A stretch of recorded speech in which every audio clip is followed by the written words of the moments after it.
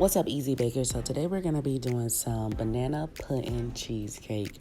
Very easy to make, came out delicious like all of my cheesecake. And if you haven't already, follow me on Instagram at Daverney Freeman. Let's get into the video. First, you're going to start off with some good ripe bananas.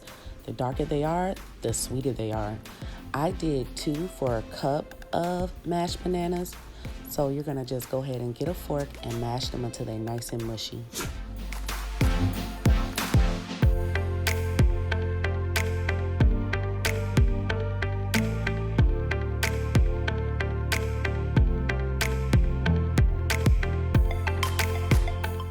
So to those bananas, you're gonna add some lemon juice as well as some brown sugar and place that on the stove on like medium-low heat until your sugar dissolves. And once it dissolves, you're just gonna place this to the side. And I will have all the ingredients listed in the description box.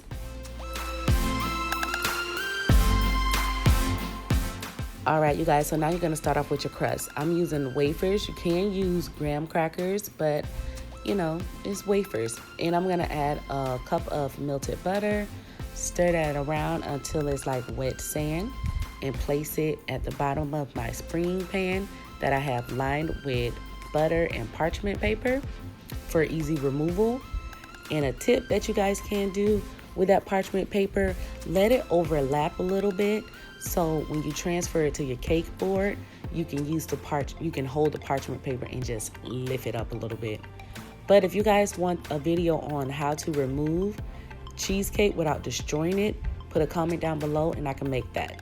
So go ahead and press your vanilla wafers into your pans. I'm putting some around the edges, not all the way up, but kind of around the edge to give it this little rustic, cute little homemade, not manufactured look. So just go ahead and press that in.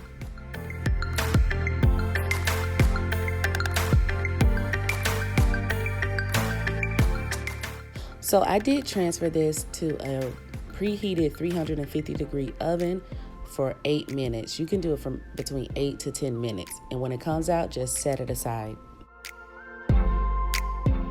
So now I'm working on my cream cheese filling. I added a box of banana cream pudding into this cream cheese mixer and mix it around in my stand mixer. My cream cheese fillings are the same. I use the same recipe. If you guys need to know full details on it, I will link my peach cobbler cheesecake in the description box. And with that video, I go in detail with how I really make my cream cheese to avoid cracks. And it comes out perfect every time.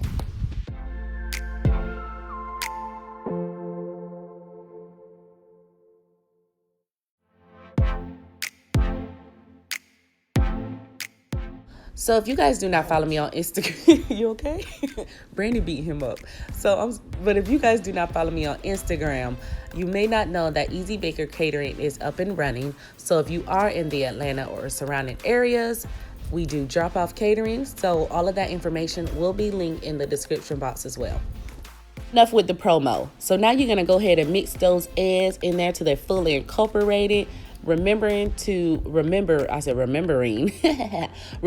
use your rubber spatula to scrape down the edges as well as your paddle attachment, because you do not want to have any cheesecake just plop on in there and it'll be gross. So now you're gonna go ahead and add that banana mixture that we made on the stove to this and give that a last little mix around, whisk around.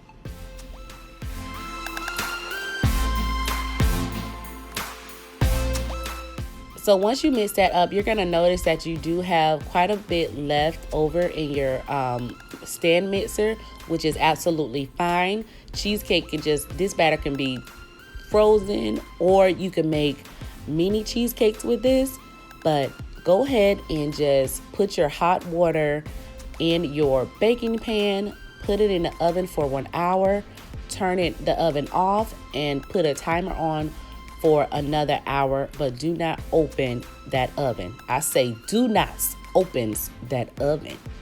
Then you can just refrigerate it overnight. And this is what it is now, you guys. I'm going to remove my cheesecake from my spring form pan, and I have this hot water with a butter knife in it, and I'm just going to press that butter knife around the edges because I did not use parchment paper, and I just do not want to release this pan and it cracks my cheesecake. All that hard work, you don't want it to crack. So go ahead and release it from the spring pan and put it onto your cardboard.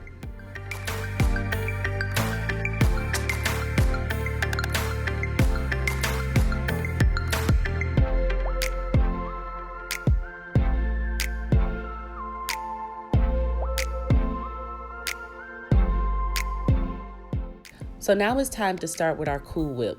You're gonna start with a cold metal container, and you're gonna add some cold heavy whipping cream to this, as well as some powdered sugar and vanilla. 3 ingredients, and you will not purchase Cool Whip a day in your life after this, girl. Go ahead and put it on your stand mixer or your hand mixer and just go ahead and whisk that together. One thing about this, you can do this by hand if you do not have a hand mixer. But it's gonna take a lot of arm muscle. So I start off with my stand mixer on like medium low, then I gradually add it up to high, and I put something over it because it will splash on you.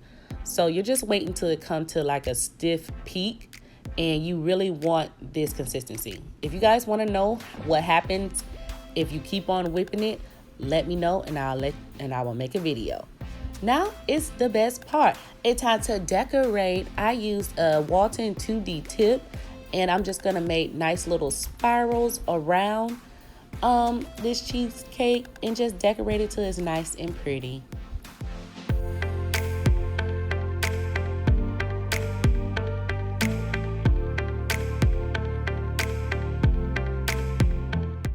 So you do not have to use a piping bag with the tip. I just thought that I wanted to kind of control how the whipped cream is going to look, and I thought using a piping bag would do so.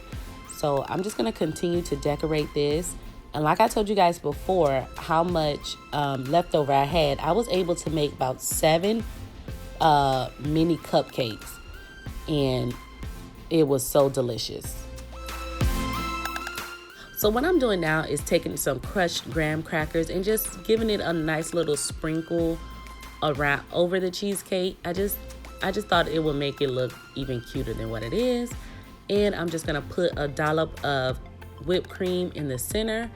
And this is this banana pudding cheesecake, you guys. Very good. The cream cheese filling is divine. So definitely make this. And like I told you, you're gonna have some leftovers. So we decided to make mini cheesecake with the same process. You're just putting them in a muffin tin. I did a little dollop of Cool Whip with this, sprinkled these too with some graham cracker crust, and really enjoyed it. Thank you guys for watching this video. If you do decide to make this, can you just tag me in Instagram with your pictures, because I really want to see how you guys recreated this. As always, Easy Bakers, I really do appreciate you guys for sticking it out with me, and I will talk to you guys on my next video.